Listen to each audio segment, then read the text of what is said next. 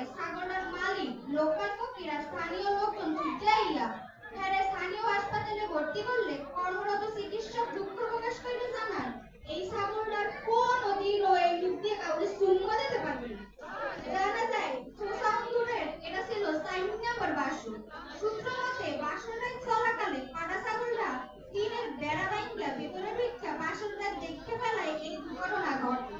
এই এলাকায় সোসাউন্ডুরটা পাটা ছাগলের বিরুদ্ধে তার এই দুশ্চরিত্র ফাঁস করতে অচিরেই সংবাদ সম্মেলন করবে বলে সাংবাদিকদের জানাইছে।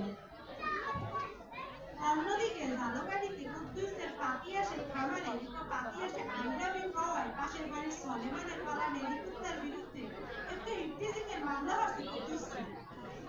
জানা গেছে যে কাইন্দ বেন্ডিহালে খামারের পাইস দিয়ে হেলিকপ্টারে আইতে গেলে পাতিয়াসে কুত্তাটারে চোখ মারে আর কুত্তাটা ওখানে আই লাভ ইউ